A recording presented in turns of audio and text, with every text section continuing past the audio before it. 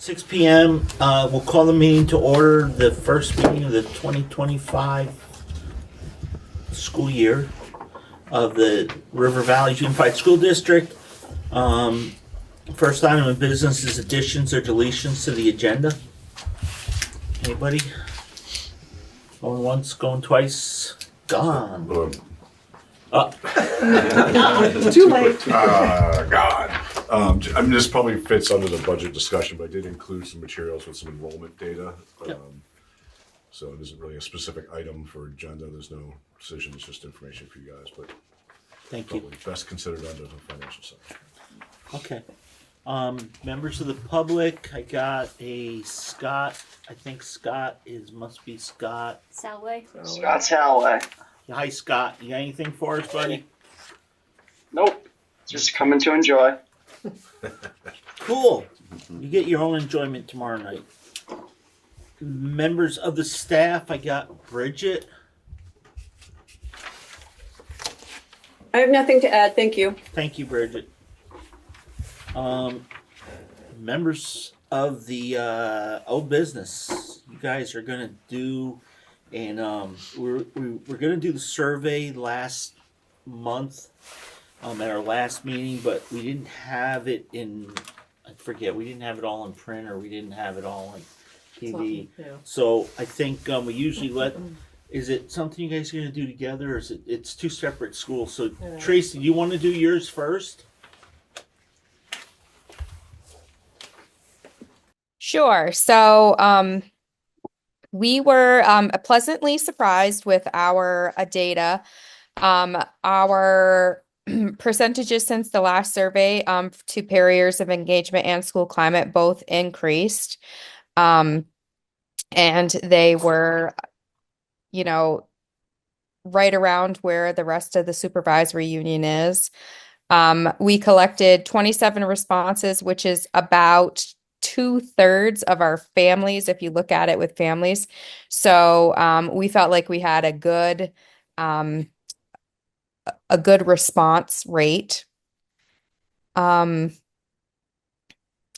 We took a look at this as a staff, and there was a couple of places where we were just going to pick just a couple of bullet points to see what we could improve on. And one of the things that the Dover teachers found that was very helpful that we started doing towards the middle of last year and continued it in this year is that teachers sent home weekly news, pictures, and notes to parents, and that gave parents talking points to ask their children during dinner. Like, I saw a picture of you doing, such and such during class. Can you tell me about it? So that works out really well. But we feel like perhaps the school climate, it feels a little different in the building than it is reflected in the data. But of course, these folks are not in our building. It's just a perception of what is happening on the outside of the building. But like I said, we were very pleased, and we picked a couple of points, and we are going to work on an action plan to improve them for next year. Yeah. Tracy, I'm sorry. Our new guy, is he No, Eli's not here yet. okay? Is he coming live? Do we know? I'm That was his wife that popped in here. Oh. So so maybe she's she's got to go probably looking home. for him too. Oh, okay. Maybe he's like- No, I'm just. I was thinking Laura. I knew Laura was gonna only be able to make a little bit of the meeting too. Okay, so Tracy. Hi, Laura. Tracy, you all set then? I'm sorry. I just. That's okay. I for some reason I forgot to make sure we had all the board members. So, No so problem. you said you picked a couple of the items, and one of them was doing. Pardon? Oh, sorry. One of them was communication. Yeah. We're going to continue for like we began towards the middle, maybe 3/4 of the way through last year. Was sending home pictures and things for parents to ask their students about. And the other one was, I gotta look. Hold on, I gotta find my notes. It looks like- Oh, it was to try to include more parents and community members in activities to try to get local community members or parents to do after school programs or to come in and read stories just to get more engagement. Cool. Okay, so does anybody have any questions for Tracy on the Dover review? Everybody all good? You all set? Laura, do you have, I don't know if you have it, Laura, because it's I believe it was part of the packet, but do you have any questions for Tracy? I don't. Okay. And Richard, so that I am not interrupting, I just want to let you know I'll have to leave immediately after the budget discussion. Okay. So Tracy, I have just a couple things. Of course. So, and I don't know if you have it in front of you. So I noticed, like, just looking at the different responses, the lowest one we had was how big of a problem, is the following issue for becoming involved, and was how busy your schedule is, and that was 41. So that was our lowest, but that's really nothing that we can do. I mean, that's the parent schedule, right? Right. So it's like, yeah, that's looking at what are their, yeah, we can't do anything that will impact like the parents' work schedule. We try to do things like to accommodate, for example, parent-teacher conferences. We do have 2 half days that are allotted, particularly in the fall for conferences. But what we do is we extend one of those days a little later into the evening for things like that. We got some feedback about concerts that we had them at a bad time. The music teacher really wanted to have it at 5 o'clock. So, and that we got some feedback from parents like, that's like, it's not really a great time. We're just trying to get home from work. So we moved it to 6 o'clock, that sort of thing. So we are looking at those things, but you're right. There's not really much we can do. But it sounds like your guys, the staff, when you discussed it, was that the idea behind though, having the children giving questions for the parents? Yep. Okay.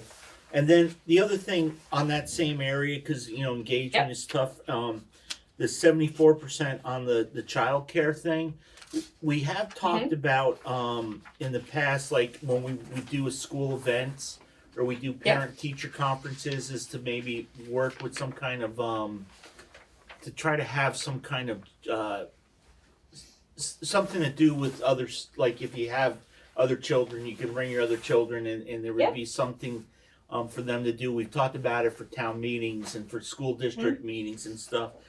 Is that I mean, it's 3/4 of them don't have that issue, but 25% do. Do you see that as a big problem, or is it when they say the child care kind of, was there any elaboration on any of that, and what is the child care issues? That I don't know. There was no in the open response comments, there wasn't anything that referred to childcare, but like for example, when we did Year of the Book, our Year of the Book parent night, we said, bring the whole family. We've talked about, we did have, when we do student-led conferences, we do try to have extra adults in the building that can be with the younger siblings so that the parents can give their student that they're there for the conference for their undivided attention. So we do try to do things like that. Like a childcare for an event. Is that what you're talking about? Like for town meeting and things like that? But more for like school functions. If that's an impediment, would it make sense to maybe see if we could try to maybe have something for children to do? So if the parents are going to be coming to the conference and they have 2 younger children, they can't leave at home, but they're going to go to their child's 5th grade classroom and meet. Is there a way for us to maybe set something up, some activities in the gym for, maybe staff that doesn't actually have to do Yep. the interviews. That was something we had talked about years ago. Yep. On Yep, the- we did do that for student-led conferences last year, and it worked out really well. We just had had a couple of pairs stay, and they were just in the library with the students doing some coloring and some puzzles and things like that. So it worked out really well. Okay, cool. And Yeah. then under school climate, those two were kind of low, and then the school climate is kind of low. But some of the school climate stuff is, I think, specific. Was there any elaboration, because it is better than last year, and your comment was, I believe, that it feels better than it shows in the report. Yeah, it does. There were some open response comments. For example, there was one really great suggestion that perhaps we should consider doing school sing just one time a month and invite parents instead of inviting them in every week. There was some comments that didn't seem very constructive. I probably won't share those because they talk about a couple of particular staff members.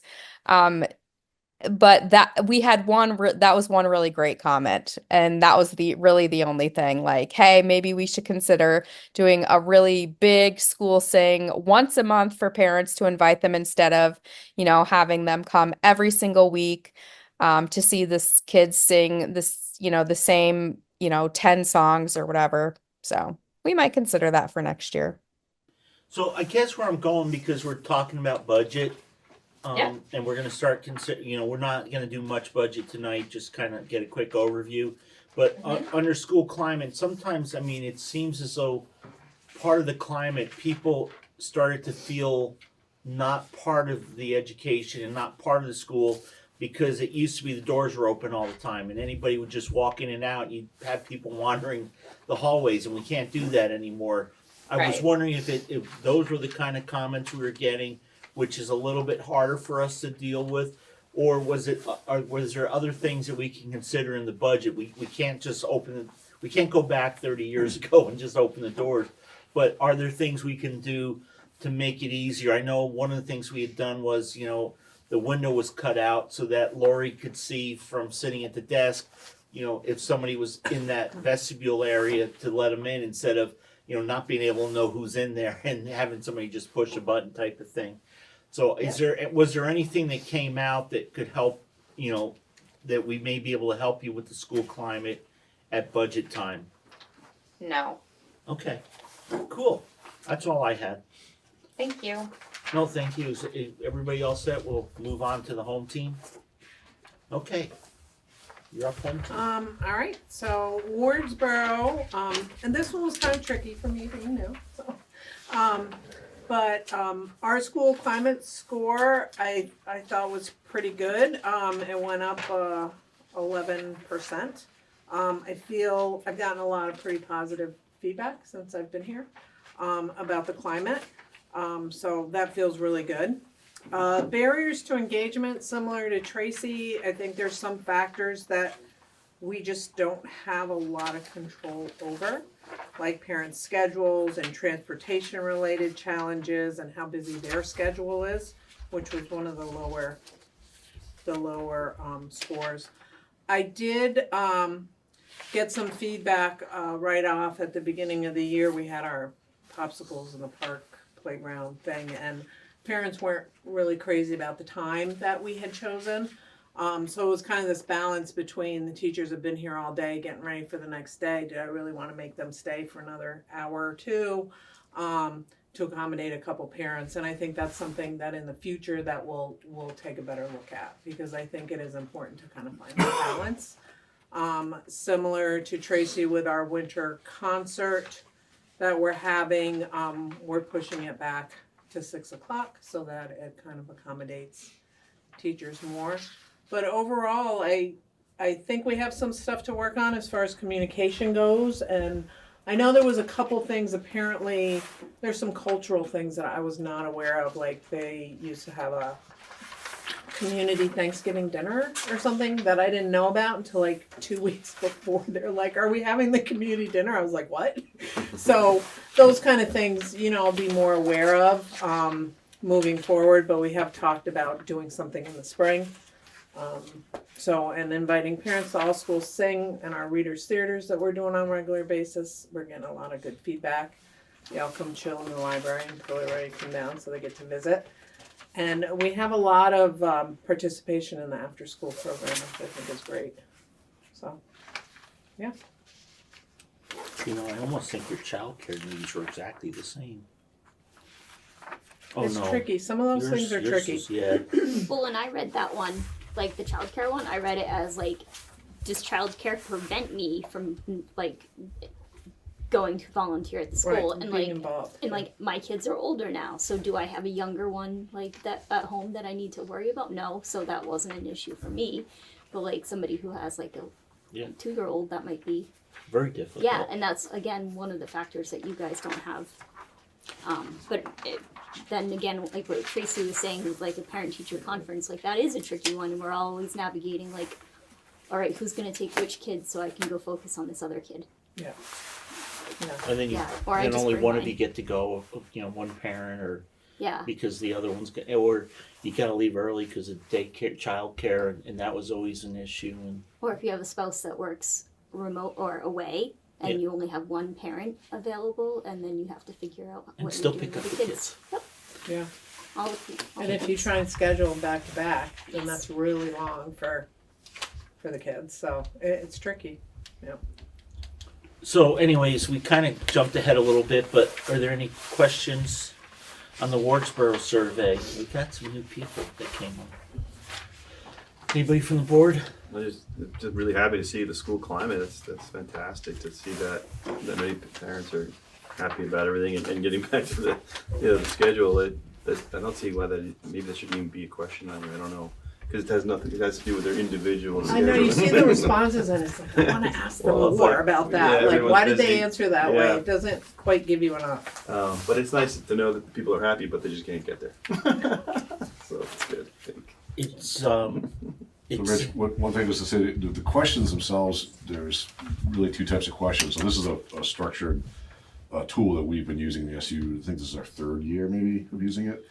And there's multiple, there's a parent assessment, not assessment, survey. Yeah. There's a staff one we do in the spring, and then we also use it as a student screener to see what needs kids have. Yeah.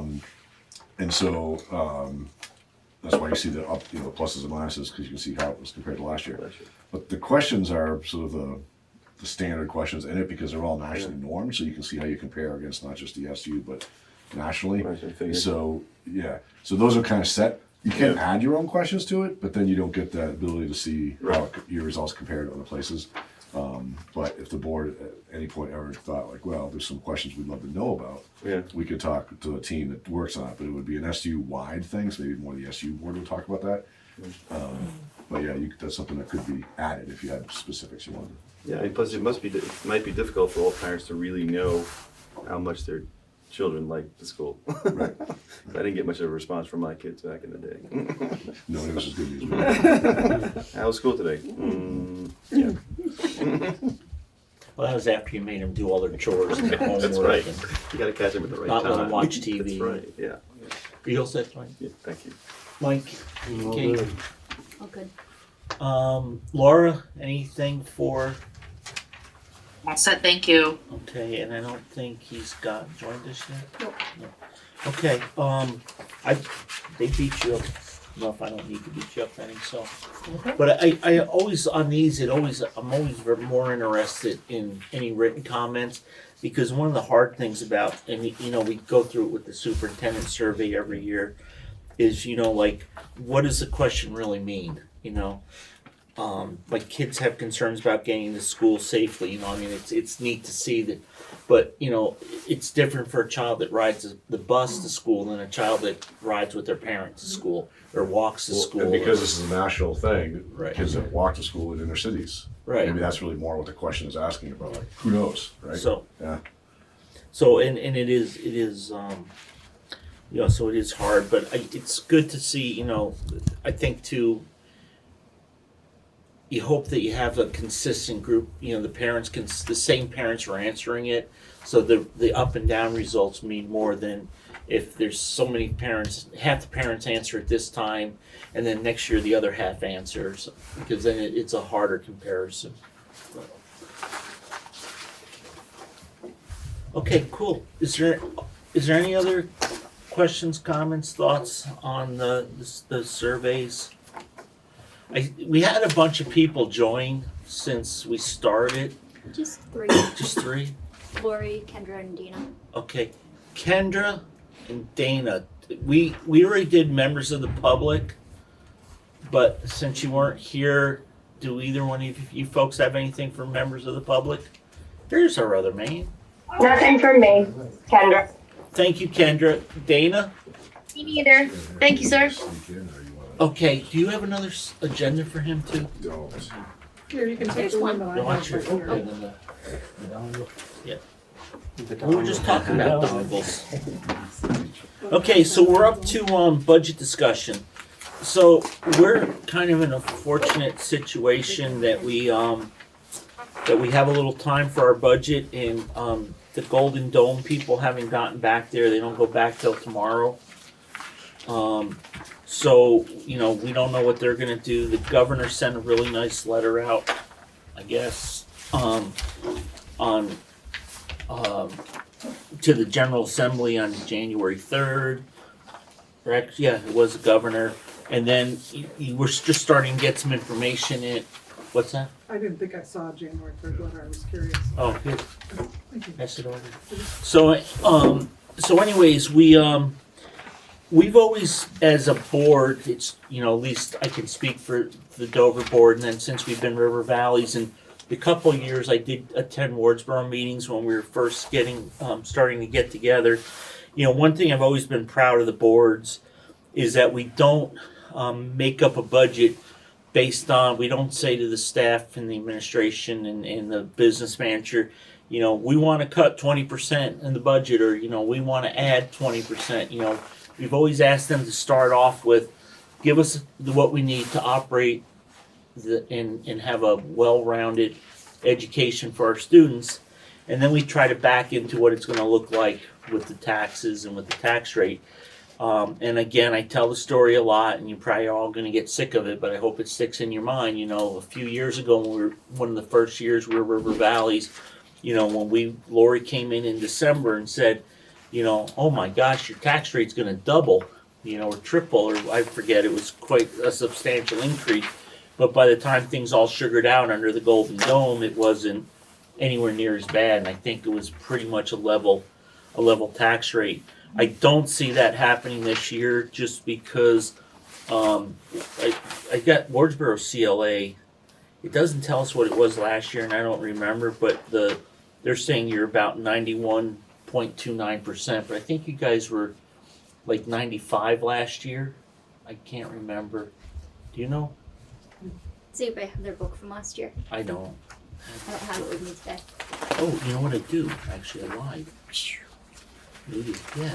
I can look at last year, I'm sure I can find it. But anyways, you know, so, and again, it's not that important right now, because I think the most important thing we need to do is we need to see what's required for an education first, before, you know,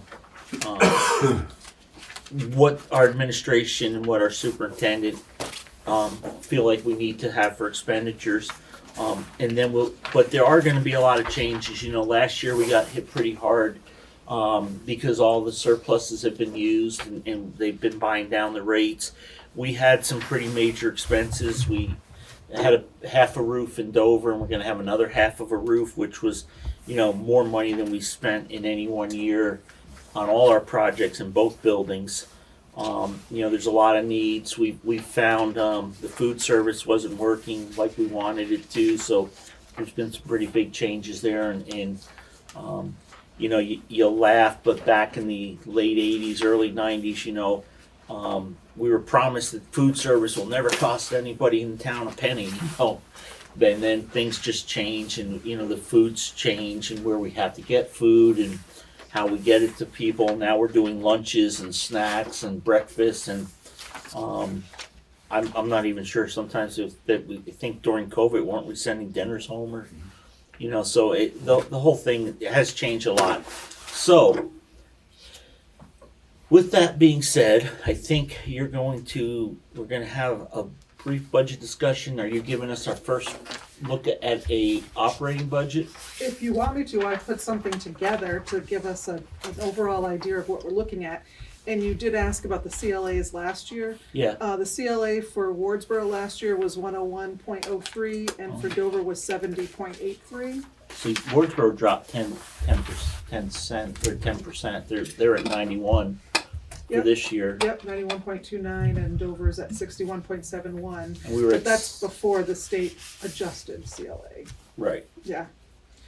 But that is gonna impact Okay, that'll everything. have a huge impact. Yeah, So what that basically says is even if we kept everything the same and the state kept all their funding the same, you know, you're gonna be almost 10% different in both towns because this, you know, the adjustment, and then, you know, we fought really hard to get the weighting changed, and then, you know, although the weighting changed, now that's up in flux again.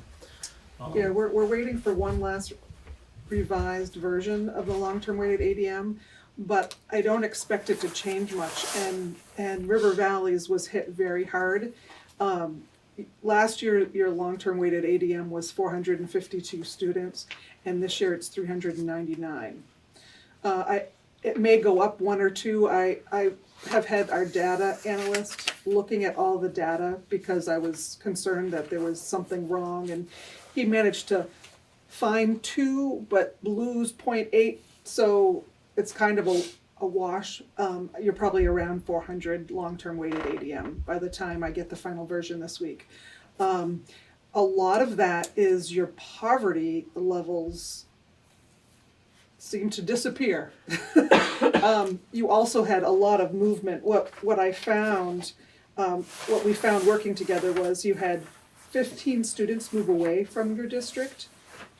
You had 18 students graduate and 2 high school students that discontinued schooling.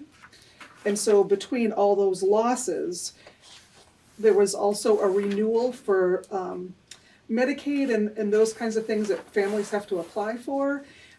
Never had to be renewed over COVID. And then in April, they started back with renewing. It's hard to tell whether families didn't qualify or whether they haven't applied, but that was a huge decrease, about 23 points, 23 students that no longer qualify for poverty, and that was one of your biggest weights. So that is all a huge impact for River Valley. And that's not necessarily it's not necessarily the same 23 kids. No, That's the problem. no. It's 23 weights.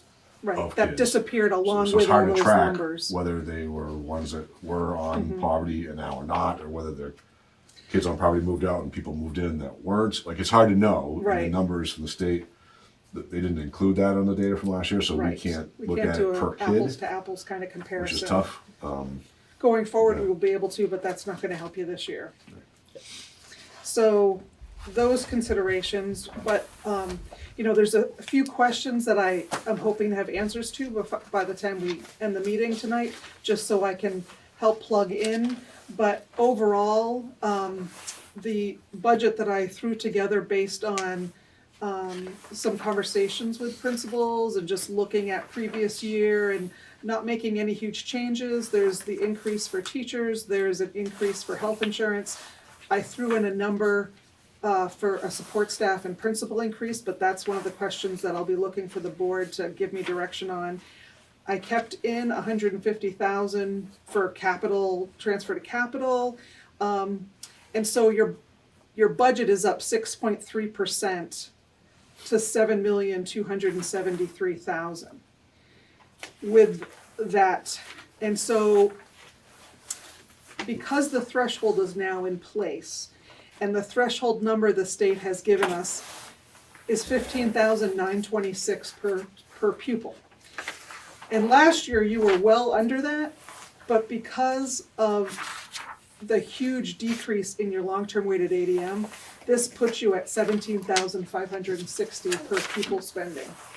And so when I take into account what I've been doing with budgets is if you're over the per pupil spending, I've been trying to figure out what it would take to get to the threshold, because you are gonna be Yeah, so taxed. hang on a second. Mhm. So we usually don't get into that Okay, until we don't have to? we wanna finalize, Okay. we wanna get a figure what is being asked for Okay, to spend to educate the students, and then we wanna look at that first, because we shouldn't be trying, I understand what you're saying. think we're gonna- Education, right, is the piece. we're not looking out for the students if we're looking out to just get to a number that's arbitrarily set by some people.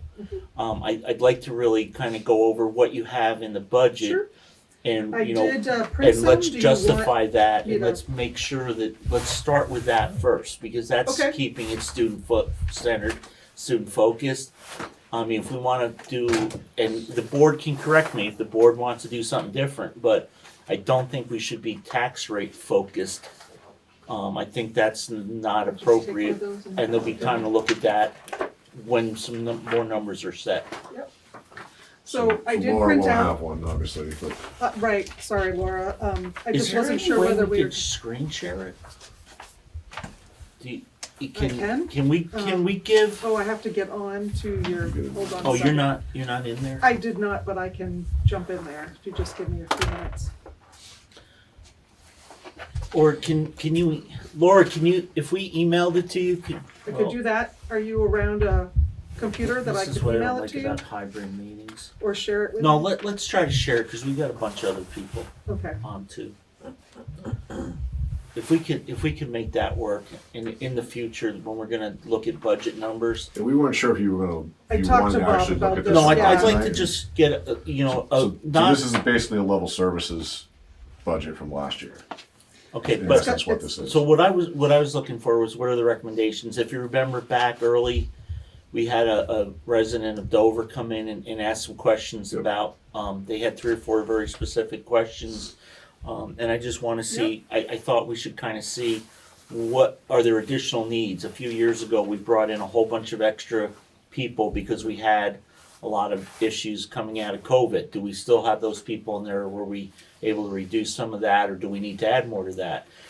I know that you have started a new program for curriculum with English language, you know, do we need more for that, or is that allowed us to reduce some stuff somewhere else, or we wanna move stuff around? Do we wanna have more help in a certain area? That's what I thought we should review first. You know, what has been the recommendation for an educationally sound Yeah, so budget? maybe we don't wanna get into the weeds on this one then? Okay. I mean, Because this if all we did was take last year's budget and add increases, Right, that's what we did. okay, So- well, so I guess then the questions are, and the questions would have to go to our administrators and you, is there anything that we've had in the past that isn't working now that we shouldn't have anymore? Is there anything that we need to help support, that we need more of because it's not working, or there are changes?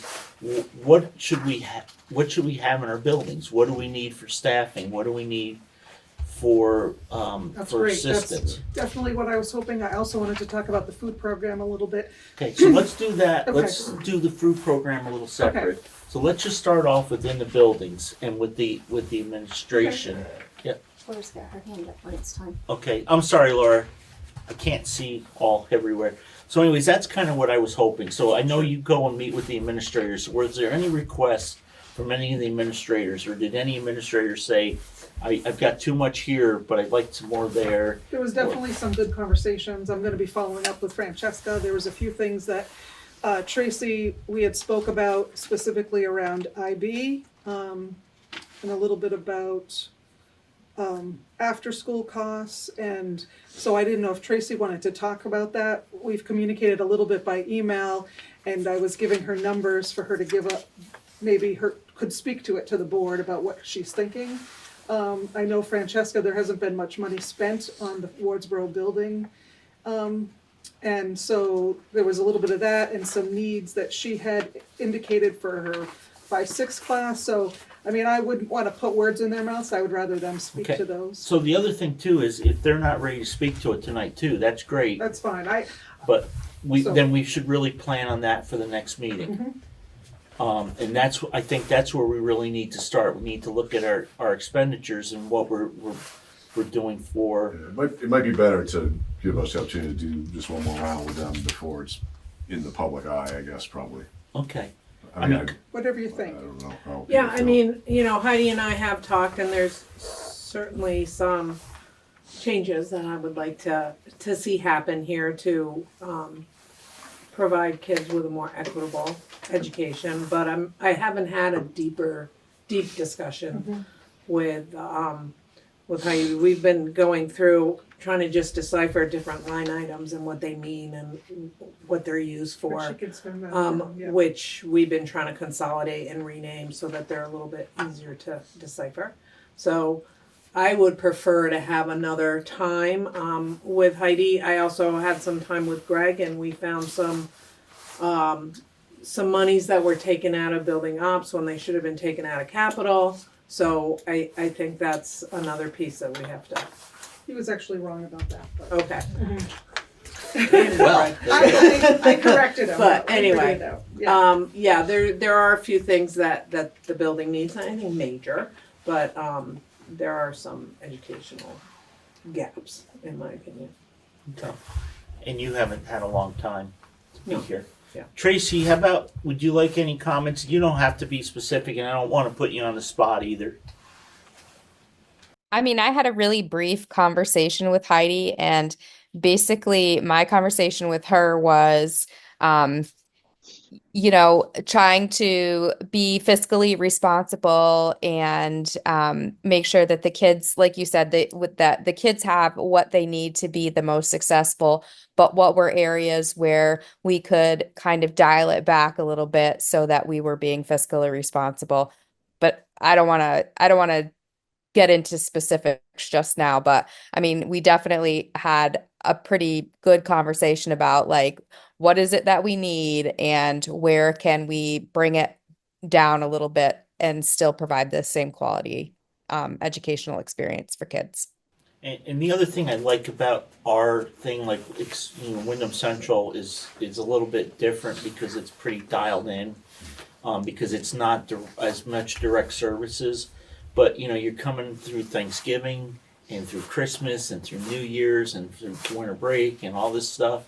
And the one thing I really like with us having ours out a ways is we're not on an artificial timeline that that everybody's going away or this person isn't around. So I think it gives us a chance to have a more thoughtful budget. Yeah. I will so- definitely set up another time with Tracy. I have something scheduled with Next week? Francesca next week, so I will set up another time with Tracy.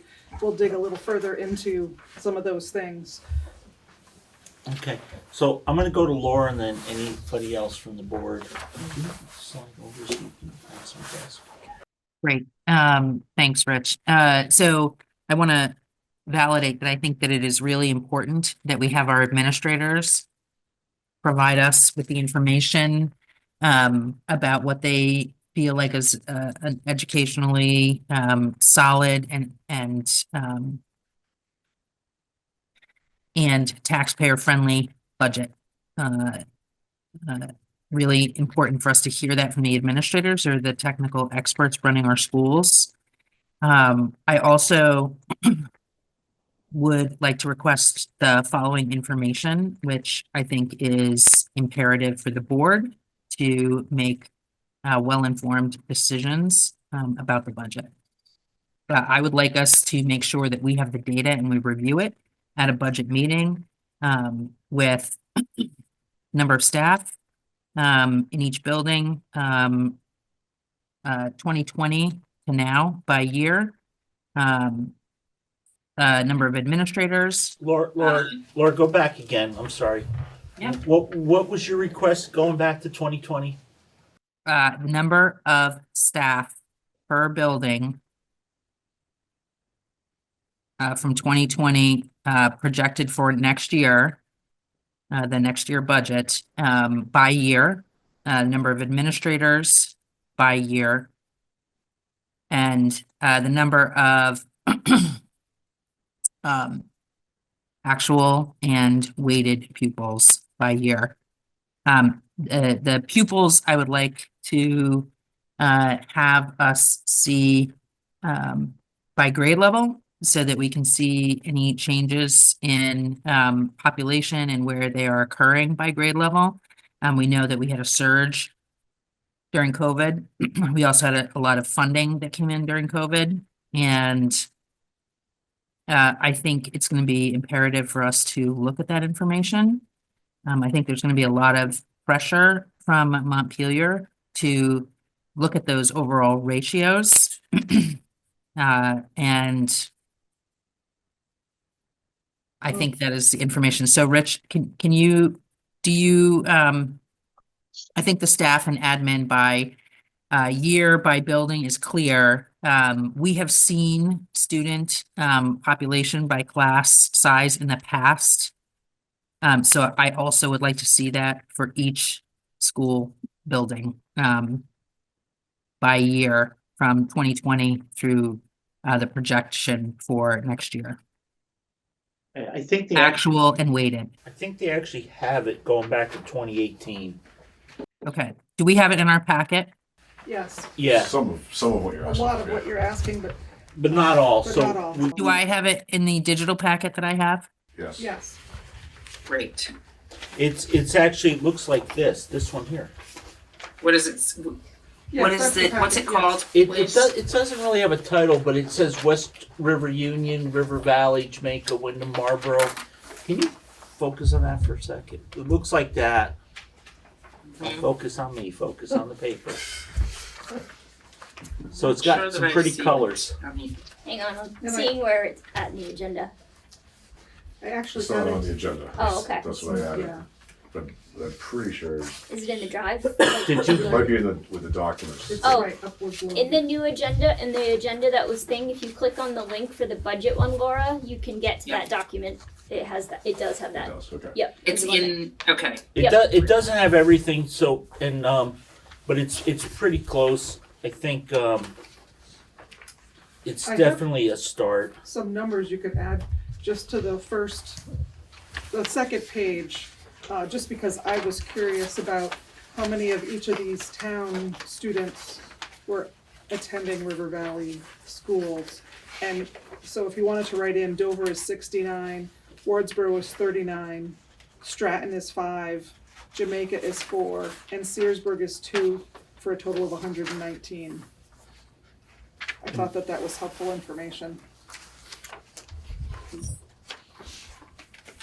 One of The document that I am looking at that has enrollment by grade, it has it for 24, 25, and projected 26. Is there an updated document?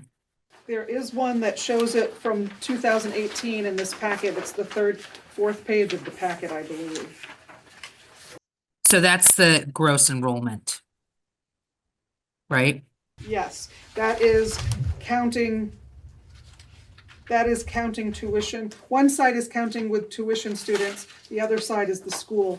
There's the breakdown of both. It's this one with the bar increasing. So instead of spending a lot of time on this, Laura, we've got your stuff. If anybody on the board has any other kind of breakdown more they want, Heidi, we'll make sure it shows in the minutes these Sure, that's these great. requests. And Can I make one other go comment ahead. about her request? Yeah. So when she asked for long-term weighted ADM, I just want to remind you that it was equalized pupils before this year. So there is no comparison going to, this year is long-term weighted ADM for the first time. So I can compare this year and projected for next year, but there is no comparing for previously because the equalized pupils is very different. But we always had there's So- show things on the page. The long-term weighted average daily membership has been there. It's just Not it's, weighted. The long-term ADM Yeah, was that's the something way- used, It but was not weighted. we always had a weighted ADM. We've always Yeah, had a the weighted. equalized pupil is what they call it. Well, It was a yeah, different but formula. it's the same. It's It's a pretty, different formula. It's close enough that we can use it to Yeah, look at for help. I wouldn't for want you to do comparison. it as a comparison. yeah. You'd have to use it two separate line graphs to show those because they're different. I don't metrics. even. I don't. It doesn't need to be a line graph. All you need to do is show because that's what was based. That's can how show they you the based their ADM. payment to us, right? Yeah. Okay. Well, this is the So- ADM. I'm interested in the comparison between the actual number and whatever the formula was that the state was using to determine our weighted pupil count. That's what I'm interested in over since COVID. Yep. What And I understand that it's changed, but we could. you want what the state based the amount of money they gave to us? I want to see actual, Right. and then yes, what the state count was, which was weighted. Right. Yeah. But we also have to remember that actual is a snapshot at a moment in time, because the population moves, and even though we may start with 100 students at the beginning of the year, that number isn't guaranteed to stay at 100 students. That's why I'm asking for 20 through to projected for 26, Richard, because I think we can actually see some trends from that. So I agree you see trends, but again, so we need to use whatever the actual number of students was when they did whatever formula, whatever voodoo Reaganomic math they did to get to what they were going to pay us. Yeah. Okay. Gosh, Richard. What? No, because I mean, back in the if I was day. there, I would definitely be elbowing you right now. But remember too, like when Vermont Yankee was still open, and they would have us servicing, our numbers in Dover and I'm sure in Wardsboro would jump because all those families would be there to do the service, but they all had to move out because of the rentals by November 15th. So we benefited a lot of years from inflated numbers early on, because at the count in October, November, December, it was a higher number, but then it dropped off when all the rentals went back to seasonal rentals versus, so I mean, That was 20 years ago, Rich, and we haven't seen that kind of fluctuation since then. thing with COVID, we saw a Right. big number in COVID because people claimed residency or came to Vermont and didn't stay where they were from originally, and then they went back. So but it's hard to If know. I might, just one more thing, note that nationally, I believe there were a lot of parents that moved to homeschool during COVID, and we saw that in Vermont as well. And I'm not sure that those students have returned to the buildings. And I think it's important for us to just understand what has happened to our student body. We have such small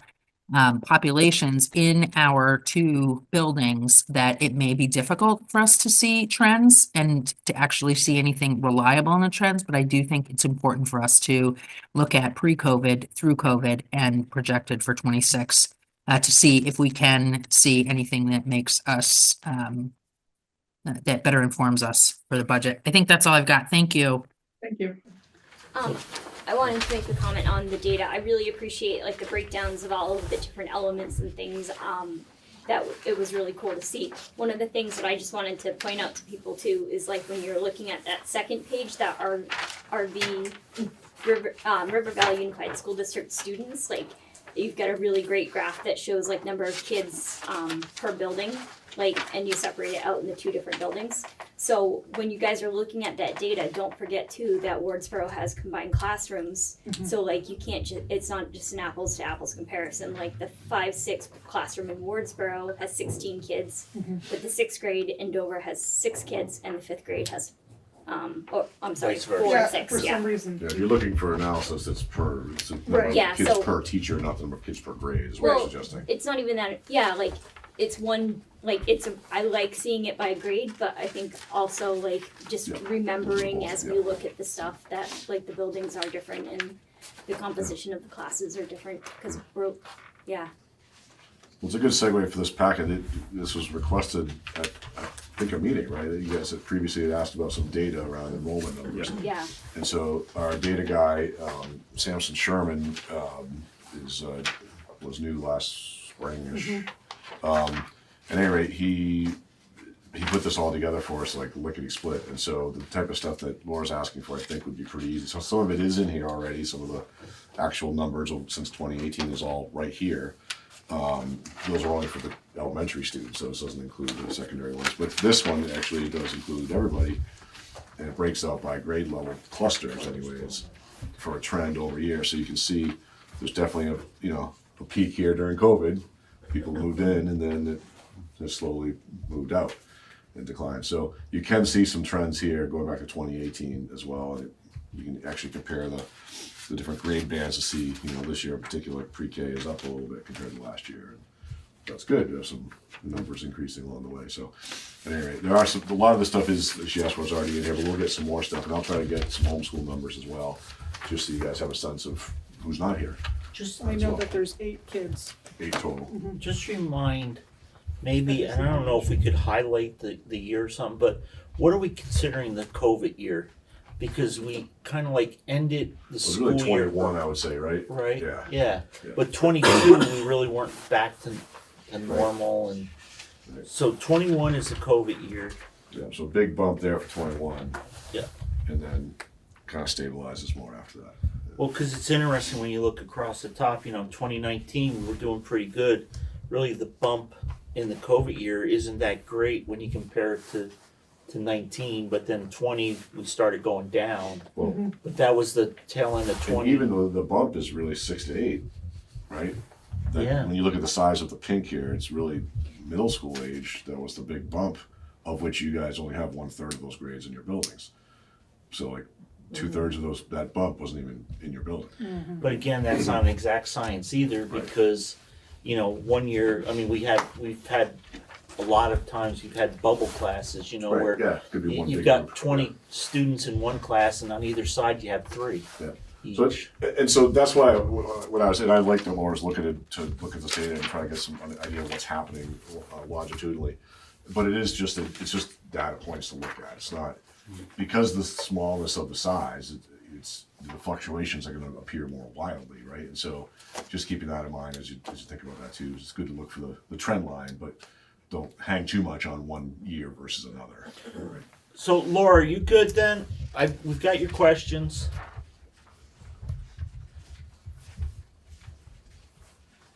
I am. Thanks, Okay. Rich. How about anybody else? Go ahead, Tony. Thank you for taking what I call the first swing at the budget. And I realized it's just, just the first try. One of the things you mentioned regarding the increase was health insurance. And one of the things I noticed on the budget in years past is that there's separate line items throughout the budget for health insurance. And there's been a lot of talk about that, and I saw there was actually an op-ed in the Valley News was saying that this was a real driver for budgets.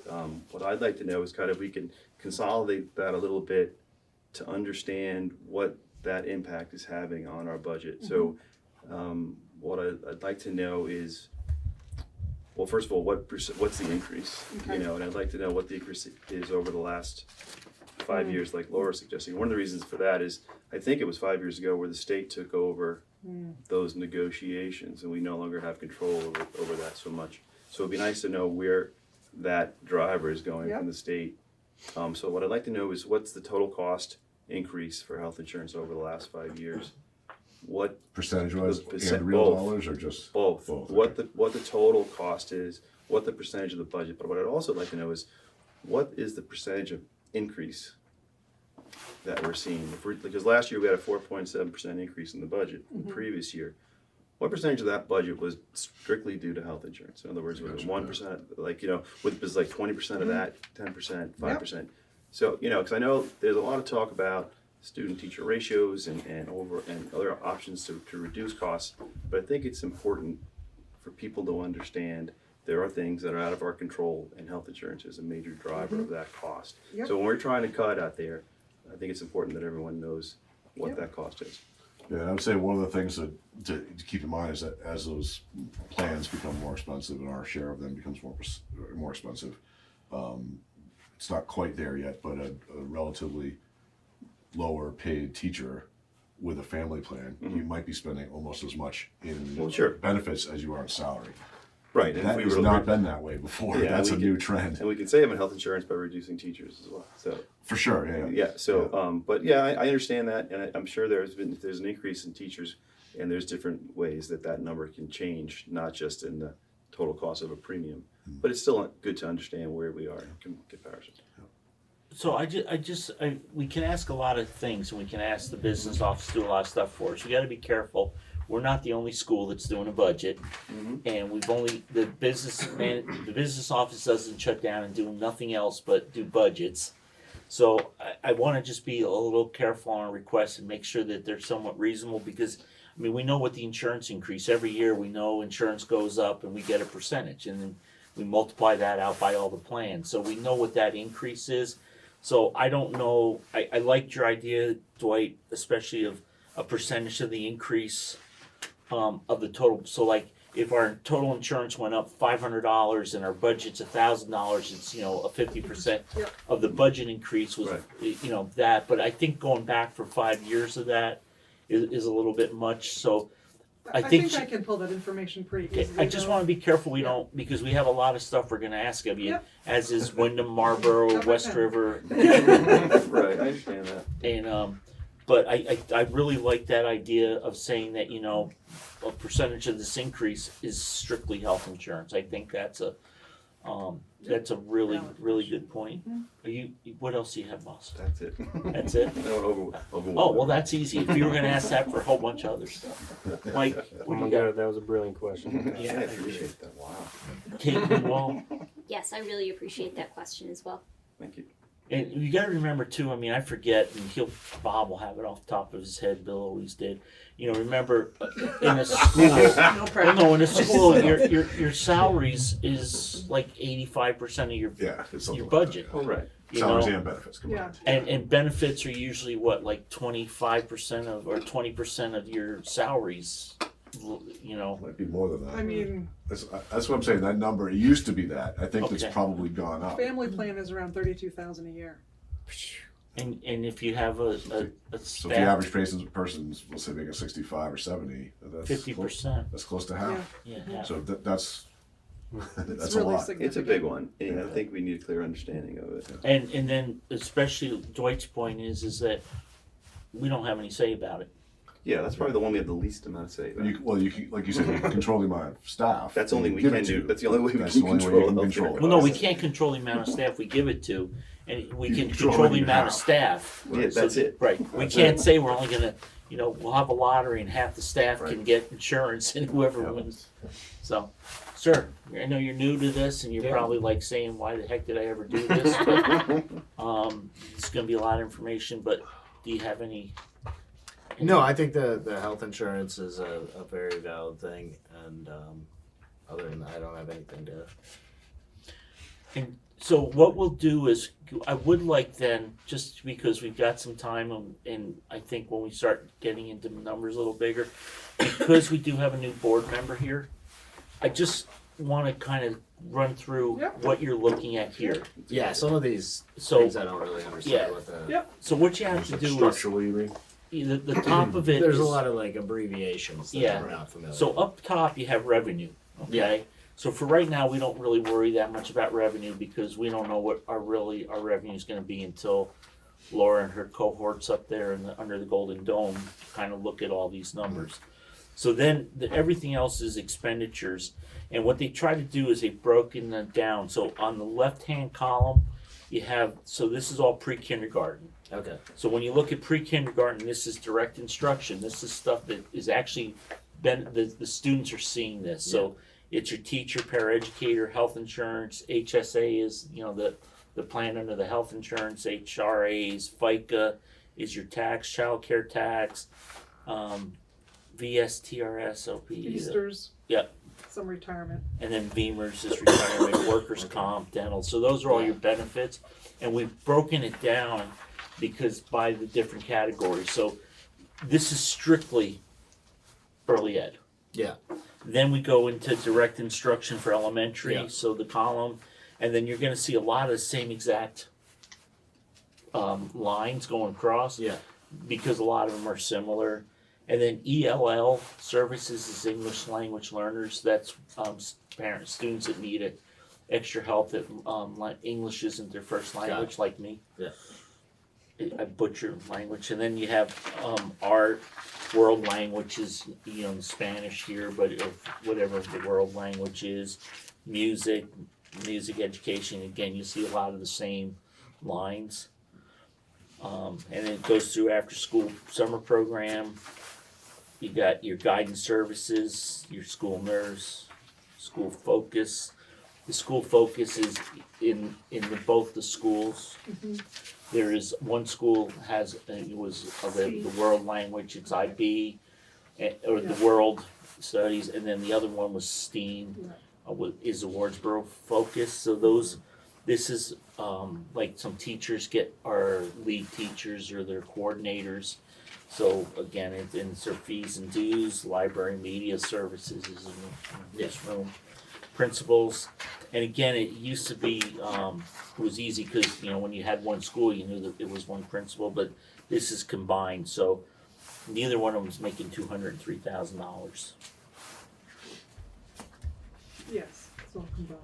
And And then- you'll notice that there's some highlights, and they're more than anything for me, as the tuitions I'm still really trying to narrow down and get specific. All the towns or school districts, I should say, in Vermont are gonna be determining their tuitions by next week, so I can get really a better idea of what tuition's gonna cost, and the numbers that are actually tuition students. So that's why there's highlights, just really about what I'm looking at and what might change and that kind of thing. Yeah. And some of these numbers are really easy for the business office to give us real numbers, because if you're gonna have 2.5 staff members, she can put the formula in, put everybody in, and especially if it's gonna be the same people, they know where they're gonna be. Yeah. But as you get down into the secondary stuff, the tuition is, we just have to do our best guess scenario at both what tuition's gonna be, because most tuitions aren't set for a while, and how many of those students we're gonna have. And we always have been able to, we say, okay, we know in the 6th grade there's 12 students, and we know in the 12th grade there's 8 students, so we're gonna have more tuition. Yeah. But it's always kind of a crapshoot. And again, because we're tuitioning school, if we were part of the West River district, it doesn't matter if a student moves in, because they're not hiring another staff member because one student moved in at the high school. But at the local level, a student moves into the 12th grade, that's an additional expense for us. Right. So we have to pay that, and it's $20,000. It's not cheap money. Yeah. It's $20,000. So you have 5 new students move in, you're $100,000 under budget. Yeah. But on the same token, if 5 students move out, after in September, and they go to Guilford, then we're not responsible for them. So we saved $100,000. Yeah. So that's always been a hard number for us. We do the best we can, but it's also been a place where we get some reserve, some surplus at the end of the year. But some years, like during COVID, we had no surplus because there was more that came in than we planned on. Yeah. And then you want to talk about food services. Because, so I have done an analysis of your food program prior to the vended meals for Wardsboro and my estimate for the vended meals after.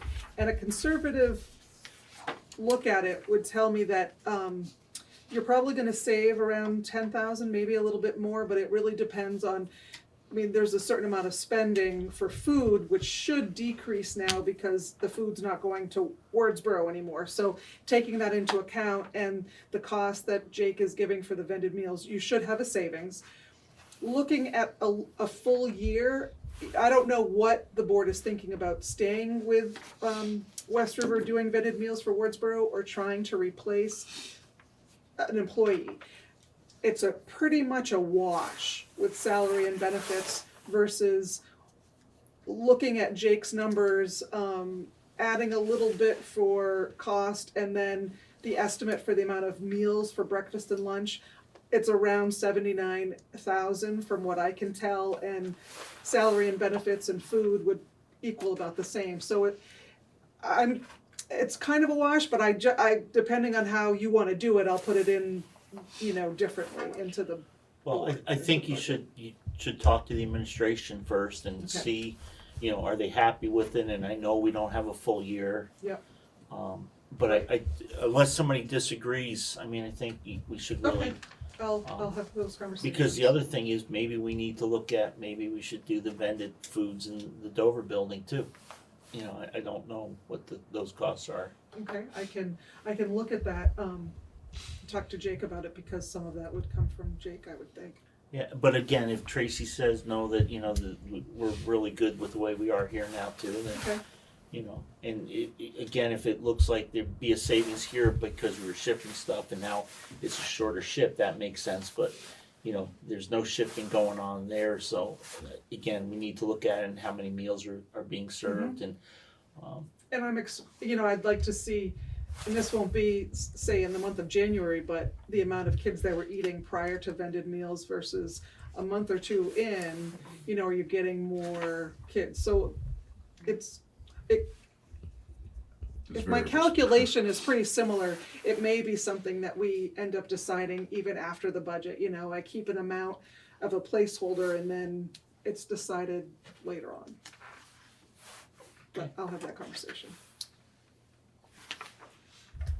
And then, yeah, so there's a few, towards the end are more administrative things like the board and the audit, legal services. And that's pretty much it. So take it, study it. There'll be a test next meeting. You gotta get at least one question out of 100 right. Pretty good. That can be your name. We'll be good. Okay, so from the board, is there any questions, comments, thoughts on the discussion we've had? Is there anything else that we could think of to ask our administration or our business office to give us, to make us smarter? Anybody? Going once? Going twice? Sold. Cool. So next meeting then, just so we're all on the same page, we're gonna have some additional explanation. We're gonna answer Laura's and Dwight's questions.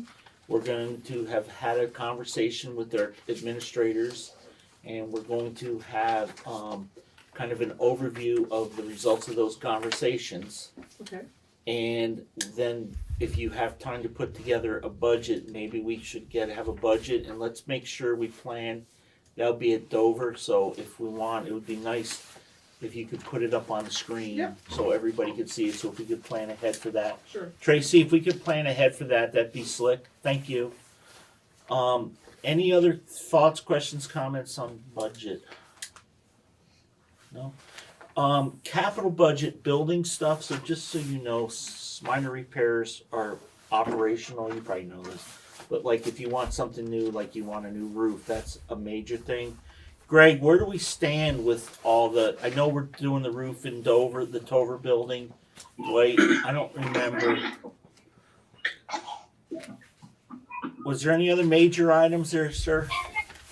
No. At Wardsboro, I mean, they've been dinged on a safety audit for the front stairs. They're supposed to have a ramp put in, and the concrete is kind of falling apart. So that would be a capital expense there. I know this year. So the way the playground worked, that pre-K playground, it was supposed to be paid for out of last year's surplus, and then the new year happened and it was installed in August, so it got taken out of her maintenance budget this year, and so that's what we were talking about the other day. That it was 27,000. Her maintenance budget was only 28, and so her budget was gone to a playground that should have technically been paid the year before. So like she wants to do the floor, I believe, in the room that you all are in now, which again, recently VIII came down and did a safety walkthrough. And one of the things they dinged was the tears in the carpet, where you can see the carpet starting to tear up in there.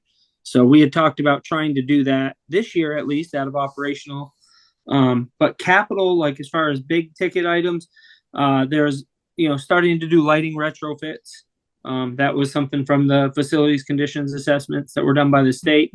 Now the CFLs, you're not allowed to buy CFLs. So starting to go through rooms and popping in LEDs. I was thinking, if you do a whole building, you can have Efficiency Vermont come in and they'll give you a custom rebate. But if you just do a couple of rooms, they tell you to just buy them at the store and you get the rebate you get there. So in a way, it kind of is a good idea to try to do it as a single project. You know what I mean? That's when you're going to save your most money. And that was one of the things on theirs. And I believe it's the boilers at Wardsboro and Dover have been kind of targeted through some of these different assessments as kind of past their lifespan. I know that the Wardsboro boilers are in pretty rough shape, and they're a tough one because, if you go with anything but oil, or if you use oil or propane, you get nothing from Efficiency Vermont. But at the same time, there's not really staffing there to do something like a chip or a pellet system. So it's kind of it's a real catch-22. When we did Wyndham a couple years ago, that was why we ended up going with propane up there. Because, it was just something that was low maintenance, but was still more efficient than the oil. So, but we also, we do have extra credits that we can take over at the solar in Dover for heat pumps to assist if we want to look at that. And I didn't think we needed a ramp out front in Wardsboro because they can get in the back. There's access through the back. There was a change, not a change, but there was an addendum, I guess, in the law at one point that said basically you should try to make it accessible at your front entrances. You shouldn't. If you had J.B. Stearns for an English teacher, should and shall are two different words. Should is permissive, maybe, and shall is mandatory. Yes. It's like a design requirement. Basically, if you're designing something new, they require you to do it. Is no. Yeah, and otherwise it falls back on like any percentage of a project is supposed to be put towards an ADA upgrade, type of thing. I don't think carpet and a furnace is gonna. You're good. I mean, and I feel like it covers some ADA anyways, Rich, because the people with disabilities also need to be warm. No, it would be a great thing, but I think the next couple of years, I think we should fix the cement and get the stairs and whatnot together. But I think, we're going to have a couple tough years because we're, as Heidi said, we're coming off COVID money that everybody was spending. And we've got some big projects. You got to have, above all else, a good roof. And yeah, absolutely. And, furnaces, we can't not have a good furnace because we can't have school shut down for 2 months in the winter while we're trying to figure out how we're going to heat the building. So. Yep, absolutely. But yeah, so you'll come back with any, you'll update us or send us something for the next meeting on where we stand with the plan, what was supposed to be done this year and next year, and yeah, we've been working on that together in the last week or two. So, and then make sure, you have an administrator here, and I don't know, has Tracy's gotten put back together yet from all the damage by the testing for the PCBs? Yeah, I think so. I think she still has a few areas that could use some touch-up paint in there, where they scraped on the walls and whatnot. Because I don't think we're going to see any money for that for a while. No. Yeah, I mean, and that's one of the other things I'd love to look into at some point is figuring out in that pre-K room. So in the pre-K room, remember we bought the flooring for it from Wyndham a couple years ago or a year ago, and that to do that floor in that pre-K, there's asbestos in the floor. I know the tiles in there have asbestos, but I don't know if like the glue under the carpet does, because it's like, if you got to do 2 little 8x8 areas, that's going to be a much different asbestos removal than that whole room, right? That whole room's going to be, we were doing rooms at Newbrook that were about 900 square feet, and they were about, I think it was 15.5 this year. So, that room's like 1,100 feet. So that thing could be close to a $20,000 floor to remove. It's the whole thing. But if it's just the small areas, maybe that's something we could do this year. And then, I'll go in there and lay that floor down. We don't need to spend any money there. That's not a problem. But I'd love to get that floor done in there. So, the other thing, asbestos removal is not going to get any cheaper. No, it's gotten insane. It's gone up about 30% a year in the past like 3 or 4 years, for the past 3 or 4 years. Remember the gym floor, right? Went from 23.8 to 34.3 in 1 year. Yeah. Okay, so you'll have numbers for us to look at, and then, because we usually do the capital budget separately. Okay. But now that Dwight and you got us a grant, and Heidi, not a whatever you want to call it, what is it? Nash. Rebate. A rebate on the Electric Avenue bus. We're good with transportation for a while, right? It does appear, yeah. Okay, that's a plus. At least we're not having to look for a new vehicle. So cool. Yep. Are we good then, budget wise? Excellent. And then you got your marching orders, and we're all set. Marching orders, yeah. Okay, cool. I leave it? And I only have a few questions. We'll make sure. Meredith, were you able, or you'll listen to the tape, the recording, and get no tape? That dates me. And you got everything you need, Meredith, from the questions that Dwight and so we make sure they're in the minutes. And Laura. I did. Did we already go over the tuition rate? No. No, that's next. Okay, that was the only thing I thought I missed. No, you didn't miss it. She mentioned tuition, but that was the tuition for the budget. Yeah, That's other people's tuitions. Okay, cool. So if we're good with budget, we're gonna move on. Laura, are you sticking around for tuition? Yeah. So it's set tuition rate. So every year we have to set our tuition rate.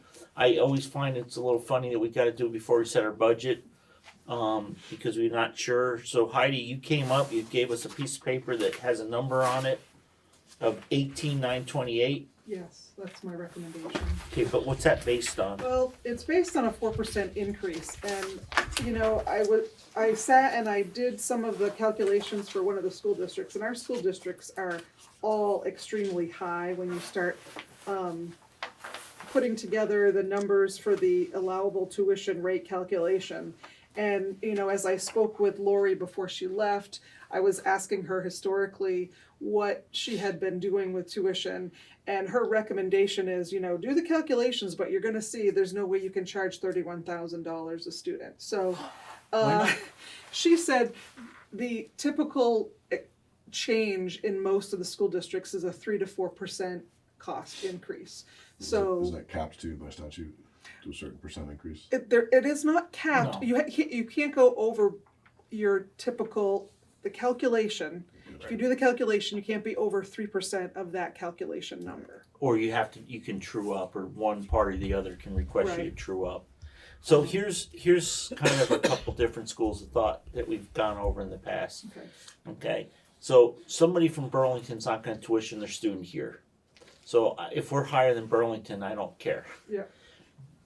If I'm a taxpayer, I'm going to say, well, if it's costing me $25,000 to educate one of our students, why are we letting other towns come in at 18 or 19? But again, because that it's the parent's choice, but the parent's not paying on, you know, tuitioning from towns that have no school. Mhm. I don't think it's the same as if we were like a private school trying to entice people to come here who aren't getting public funds. And I would really, that's why I've never been for trying to set a tuition rate. And if you keep going 4%, but you're telling us you're looking at a 6.3% increase before we start. Mhm. I mean, that's where I would start. Okay. Because if not, eventually we're gonna get out of whack somewhere. Because if we just keep going up 4% and I understand in the valley, maybe, but again, we're not, the only place we're drawing tuition students is from schools that have No school. So no you got school. Searsburg, you got Stratton, you got. and the Right. parents are not looking at what the tuition rate is. They're Okay. looking at, Mhm. which school they want to send their child to, and which is going to end. If we can bring in a little bit more money, it could help offset some other stuff. Absolutely. So that's just my thoughts, but I'll open it up to everybody else. Anybody else have any thoughts? Just so I understand what this is the rate that we charge students from other towns that are coming here. Right. Okay. So we're not allowed to accept students outside of the SU. Yeah. Because what happens is if we accept a student, then we're responsible for a lot of their costs in special programs. So that kind of got kiboshed a while ago, but we do have within our districts and other outside the supervised union, other districts are responsible for those costs. So if we have a student from whatever town and we charge them whatever the tuition is, but they also need to have a So they're- paraprofessional, and they need to have a bunch of other support. That's billed back to that district. It's That not town. billed, right. Well, that supervisory union, because the Right, special ed doesn't go through the towns anymore, it goes through the district. Okay. So it's not a cost to the River Valley, but we're already paying that in the SU budget. Okay. Bob, good? Heidi? Yes. Okay, no, just that, yeah. Yeah. I wanna make sure, cause sometimes I get lost on that. Yep. No. So, I mean, again, if anybody else's thoughts on the tuition? The only thing I would say that runs a little bit counter to your theory about the cost being the same for in versus out is that because of your class sizes, there is no additional cost to you to add a couple of kids here and there. You're not adding teachers to accept them, and so it isn't really the same cost per kid. That's not just another way to think about it. It's just revenue that has no additional expense. So it's like an add-on rate instead Well, of like a full so, kid. and I mean, we used the Jamaica influx from last year when Jamaica closed. And those students you didn't have to have any additional hires here to support those students here. They rolled into existing classes because of class size. Right. There may be needs that they have, whatever, but I mean, there was no additional teachers hired to support that. And so those students, that revenue from the tuition, no matter what dollar amount it was, I don't want to say gravy, but you were paying what you were paying for expenses anyways. So it isn't exactly apples and apples, but your logic, I think, makes sense though.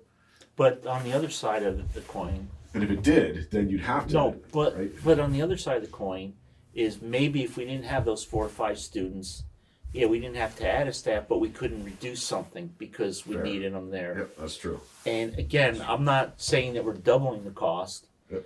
I'm just saying that, if we're looking at a 6.3% increase, why aren't we using that as an increase?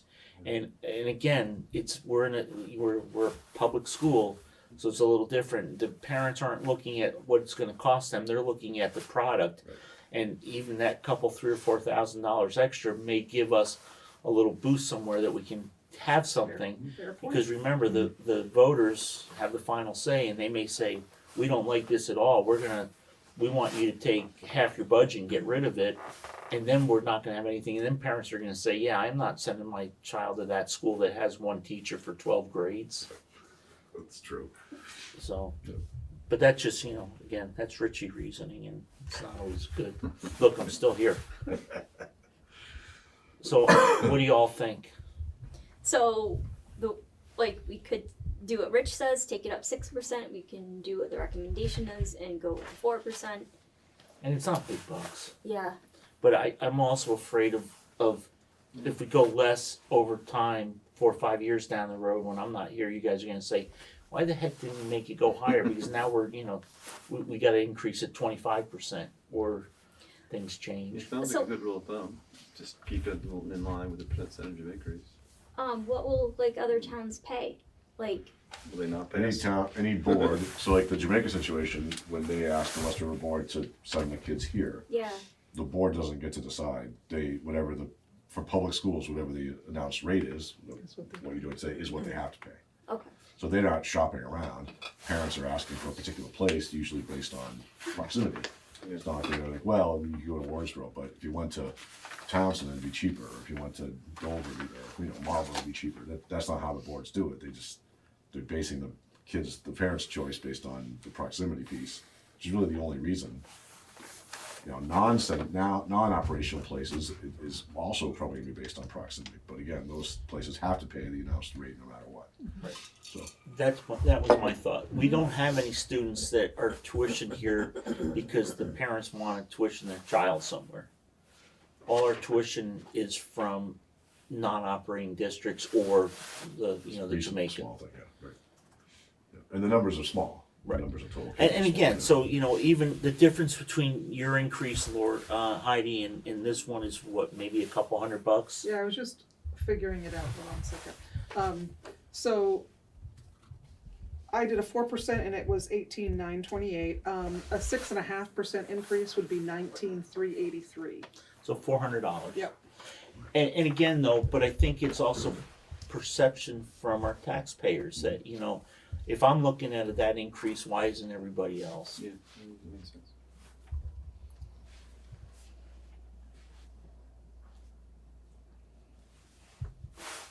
So we just need, somebody needs to make a motion to either accept what Heidi presented or to change it. You can make it lower. I mean, I think again, even if we dropped it down to 10,000, I don't think we're not gonna draw 10 more students in.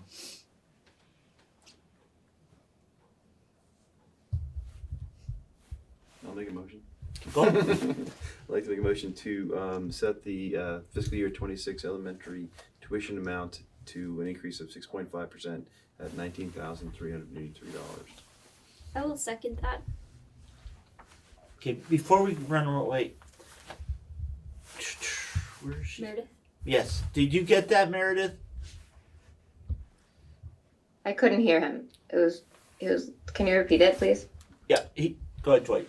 Yeah, the motion is to set the fiscal year 26 elementary tuition amount at $19,383, which is an increase of 6.5% from last year.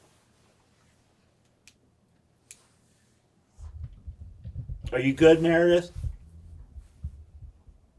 Thank you. Okay, and Kate seconded the motion. Is there any discussion? Hearing none, all those in favor say aye. Aye. You good, Laura? She's thinking. Aye, sorry, trying to unmute. Oh, okay. Cool. So you got that done. Perfect. So what else did you want to walk away with tonight? I have, I think, a few chores to do, so I'm good. Okay. That's it. Yeah. We didn't have any Yeah, financials. don't stick around too No. long. You might No, not no get financials. The holidays really threw off I think admins being able to get stuff together. Okay.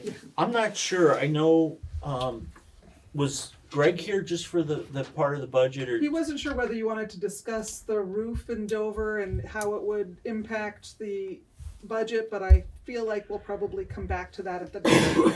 Yeah. Yeah. Okay. Well, Greg, the more important thing I think is operational building, you Yep. know, the building, The operational maintenance, support. the operational maintenance Yes. part. Yeah. And then also, I know we made some changes, you know, Greg, in the, The capital one. well, no, we made some changes in staffing and Oh, yes. transportation and bus drivers, and, you know, it was kind of done with a different budget. So I'm really interested in how that's gonna play out in those line items and where we stand. So, Yeah. and then again, the capital budget we'll do afterwards, so the capital isn't as important. So I wouldn't concentrate on that right now. I would Okay. concentrate more on operational, because we Yeah. gotta get the operationals kind of settled We out. will go over the maintenance. Yeah, because capital's a whole separate set of discussions at the meeting, at the annual meeting. Okay, okay. Yeah, great, thanks. So, everybody good with Greg and Heidi, so we can boot them out of here? Yeah, I know, we're a little over time, Let's but send that back to- I think it was a good discussion. And we crushed it last time, so Yeah, we've had a you know, couple of law short averages. periods. No, but we haven't really hit the budget stuff. And then if you look through that and you have any questions, just call. Excuse me, Richard? Yeah, Laura? I really am gonna need to go. Okay, did you have anything else you wanted to? You still have a quorum and, Yes. great. Thank you all. Good night. Good luck Laura. tomorrow. Okay, so Greg let's, is back if you needed him at all. so Greg, did Greg go too? He just left. Okay, good. Okay, so, Superintendent Bob, Yeah, so you got my January cabinet report the other day. The one thing I just want to highlight is, which is in my text, but just to remind folks that we are doing an audit of our MTSS systems SU-wide, and brought in a former superintendent and principal, and elementary principal, who is assisting us with that audit, not former to us, but from another place. And he is this week, well, next 2 weeks, interviewing people and doing observations in schools, and will be reporting out to me at the end of the month. So What is MTSS? it's a multi-tiered system of support. So what it describes is the process of instruction. So what happens, what they call a first tier level, which is what every kid gets in the classroom. It's the universal tier. And then when kids are identified as needing some additional supports, they get tier 2, which is like an intervention support. And then much smaller, it's like a triangle, the much smaller percentage of kids who need tier 3 support is typically a special education type situation. And so that's sort of the triangle. You think about it from the standpoint of academics, but also behavior and also social emotional learning. And so my question to him is, are we implementing, is the system working in a way through structure and delivery that every kid is getting what they need? And if so, is it done in the most efficient manner? So it's kind of a 2-part question, but the kid piece is first, and then the efficiency piece is second. This is part of what was supposed to have happened after the state 173, paid for us to have a study by Nate's DMG group. back in 2017, something like that. And then that study led to the passage of 173, which was the law that changed how special ed was funded. And it went from what they call the service delivery model, where we would list the kids and what their needs were, and they would give us money to match it, to now a block grant model, where they just give us a bucket of money based on the kids we have. And of course, the bucket now is less than what the other one used to be. That was part of it. But now we can sort of blend that money with our local monies to implement the MTSS system. So are we doing that correctly? Are we operating in silos? Are we, how are we doing that, and what are kids getting from it? That's my research question for him to do the research on. So, And the SU's paying for it through some surplus because it could affect the budget and what Bob needs for staffing and. So the hope is that it will improve delivery for kids at all levels and save us a few bucks along the way. That's the hope. So, but it would be SU money savings, which would reduce your assessment. So that's sort of the big one, and I'm pretty excited about that. And then, I don't know, I guess that's probably it. We're all back the first full week after break this week, and that's exciting stuff. The SU board will be meeting later in the month. They'll be looking at a calendar for next year, and some other fun stuff. But that's kind of the update where we're at. And When is the next SU board meeting? I want to say it's the 22nd. It's the number that sticks in my Fourth head. Wednesday. Should always be the fourth Wednesday. 22nd. Okay. That's we reserve the fourth Wednesday because there's no school boards that meet Let then. me put that on my calendar. Thank you. So, We'll send out a reminder. so any questions but Laura's gone. Any questions from the board for Bob? Bob's board. Thank you. I just want to say one thing. Bob was very good, and he asked me to write a letter for him to include in his cabinet report. And I don't write letters very well because a half a page letter takes me probably half a year because I keep rewriting it. But it is school board appreciation. Yes, it is. And Bob wanted me to write something to appreciate everybody. And I promised him I would get him something. And then, Dwight, you know what it was like over in our, and it was a little hectic this year. It was probably the worst ever. But if you click on the link for the newsletter, the super newsletter, there is some good appreciation there for you guys, as we recognize the National School Board Appreciation Month. So, and I filled in for Rich. I hope well in my words of wisdom and thanking you guys for that. But it's I've done it myself for 7 years in my hometown. It's a relatively thankless job with a lot of hours and very little pay, and mostly just pains in the butt and no real gratitude for thanks. So I certainly know what you guys go through. I see it every day and I appreciate it. So. And we appreciate you, Bob, but there is no superintendent No, there appreciation month. Every day is Every day. What do you mean? It's called the evaluation process that we're doing later. So anyways, I really appreciate your thought, and I do appreciate everybody on the board, even our new guy, who I'm surprised is still with us, because I figured after 2 meetings he was gonna say, but we did feed him well at one That's of the right, first that's meetings he important. went to. I sucked him in earlier. And Laura, I appreciate you too, wherever you be right now. So if there's nothing for them, Tracy, here are the visitors tonight. Any other principal update? Thank you for your earlier Bye, Eddie. report. Thank you, Eddie. Did you correct the newspaper? I did. Okay, They want to fix it on the online version. Yep. okay. Well, does she know about it? Because she is online. She's with us tonight. Yeah, I think she might be the one that I emailed with. Okay, good. So, principals, Tracy, I'm sorry. It's up to you now. I would shut up. I really don't have anything to report. We settled in after our break. It's been some good times. Our cook is on vacation, so Greg has come over to help me cook breakfast and lunch, which is super wonderful of him. Things are going well. Cool, thank you. Any questions or comments or items for Tracy? Does the skiing snowboard program begin, or has that started? Thursday. Oh, exciting! Good luck. Tracy, could you hear Dwight? No. Okay. Dwight said, "Great job cooking. He really enjoyed it." Yeah. No. Yeah. Is there anything left over in the mornings? I come over and stop there. He asked about. Whoa, what's going on?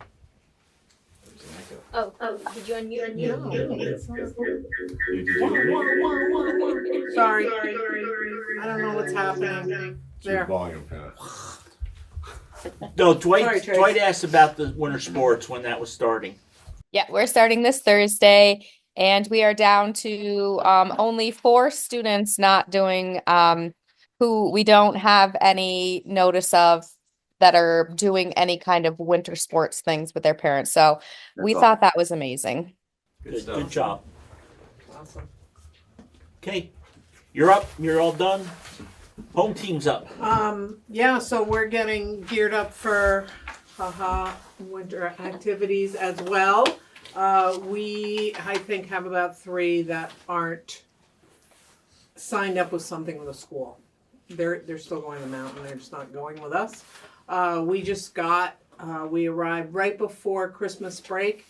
I got 47 cross-country ski boots, 30 pairs of skis and poles, not donated, lent to us by Catamount Cross Country Skiing. And so I've been busy fitting kids, and they've been outside already with some of our staff cross country skiing. So that's super awesome. Gonna dig out the snowshoes pretty soon. Eli's wife is helping me out and doing an on-campus component. So they'll be sledding and they'll be cooking and they'll be doing winter crafts and things like that. So we're looking forward to that. Winter benchmarking started. So not fun for the kids, but it's always interesting for us to see what their progress is. Is that SU-wide? Yes. So benchmarking goes from the beginning of this month, I think, till the 24th. So kids have been testing. I had a group in here today. Matt's coming over tomorrow to school us on report cards since we have a couple new staff. And I want to make sure they're prepared, giving the staff an intro into Alice because they all heard about the training that some of us did and they're all very curious. So I'm just going to do an intro with them until Greg and the crisis team can give us some more details about that. And we're getting ready to send out some surveys for our kids. The teacher perception of student surveys K through 2, just about their grit and their rigor in the classroom. And then 3 through 6 will be doing the student self-perception survey, so how they feel they're doing in the class and learning. And so that'll be interesting data to get from the kids. And food service is going good. The kids are really enjoying it.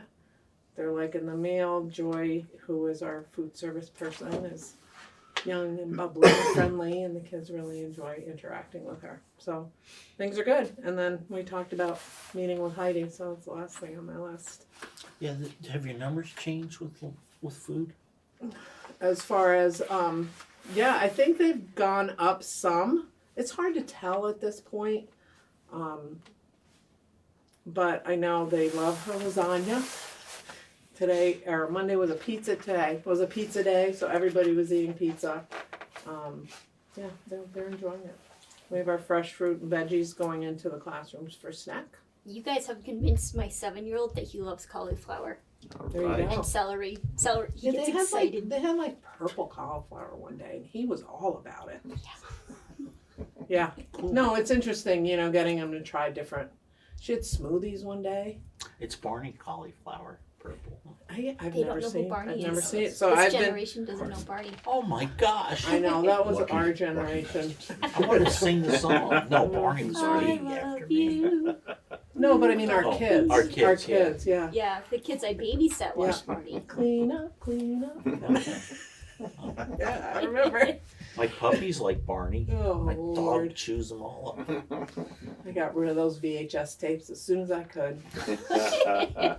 No, things are going good. We're trying to settle back into a routine. I think Thursday's gonna be fun. I'm gonna go up there and see How many they do weeks? Up there. 6. 6. Yep. So you don't go. We don't go Martin Luther King week. Is there? No, we Some go blackout? 6 consecutive Thursdays. We Oh, don't that's miss, nice. which is kind of Done by nice. break. Yeah, So you're done by the Yeah. break. By Okay. break. In Yeah. theory, as long as the weather cooperates. Yeah. Okay. I'm Excellent. gonna bundle them up on Thursday. Yeah. But it's not. I didn't think it was gonna be that cold because the wind's supposed to die down. When it's just Didn't feel too cold today. who knows? Weathermen are never right. Does anybody have anything for our Wardsboro captain? Good, thank you. Yeah, I wish I could come cross country ski at recess. You can come anytime because they're gonna cross country ski on Thursday afternoons. They Oh, do it at okay. recess, and I just got a parent to come in and help our PE teacher during PE. Oh, sweet. So, On Very Fridays? nice. yep. Okay, Laura's gone. You guys all, Mikey, you're set? Good. Kate, you're all set, sir? You're off the hook. All right. Cool. I have no, is there any other, I didn't miss anything. There were no financials because of the Right. holiday, yeah. So, I have the consent agenda of 12/16/24. Does anybody have any issues with that? Hearing none, I'll say by unanimous consent, we're good. I have no there was no correspondence in the packet, right? Just the CLA letter I gave you, that was it. Yeah. So, this is the time of year Laura will get mad at me, but she's gone. So, our next meeting is a holiday, Martin Luther King Day. So we usually have to discuss when we're gonna meet. So we had the 27th, I think everybody agreed to it. Is everybody still good with that? Mhm. Yeah. Okay, and that works out really good, cause that gives Heidi an extra couple weeks actually to do budget, right? An extra 1 week. 1 week. Well, when's then the holiday must be late, cause isn't it like the 15th? 21st Yeah, it's or No, it's the something, isn't it? 20th. 20th. Okay, yeah, that And is. then they also have no school on Tuesday the 21st for the report teacher in cards. service day. Right. Oh, for report card cards. day. Okay, so But the there's no half day 27th, this we're all month. good. It's nailed down, Bob. Yep. And I'm sorry, a little late this day. You didn't get out in The last 15 one was minutes. nice, yeah. Yeah, but I don't think the Celtics Yeah, are more. playing tonight. They're Are not, they're off. No more. they? We lost last night or something. I think Tracy made me a host because we're gonna go into Right. executive session. So if we have nothing else, folks, we're gonna go into executive session to for evaluation of the superintendent. So we come out. It's nothing. It's not a public thing. So if anybody wants to go in the waiting room, Tracy, you're making Kate the host, right? Okay. So you guys don't have to come back if you Right. want. You don't have to stay then either. That's why I was asking. But you Hey, just, I you need could to do have you just stay so when we adjourn, you Yeah. can record that, I Yeah, guess. Sorry No, about it's that. fine. Okay, so anyways, thank you everybody for Go coming. Celtics. Everybody's I'm pretty going to much the 12. gone. Can I unplug? I'm good to unplug. I got it. Well, I don't Sure, know, I just who's got- got 'em. who's running the Really? TV? That's fantastic. Oh, are you on the? You can have me to cable. I Good stuff. think you also need to make a motion to go. with that. Yeah, Yeah, we will, yeah. so before we do, so we're all, Bob, thank Yep, you. thank you. You're still good for 9 AM? Yeah. Okay, no, so- right. Can somebody make a motion to move into executive session for, superintendent evaluation? I would like to make a motion to go into executive session for the purpose of evaluating the superintendent under 1 VSA 313A3. Is there a second to that Second motion? You guys have to I'll talk second that. louder. Second Okay. that. I know, I gotta Thank you, second Mike seconded the motion. So if there is no discussion, all those in favor say aye. it. I Aye. It's unanimous. I'm plugging. You're unplugging. 7:46 p.m.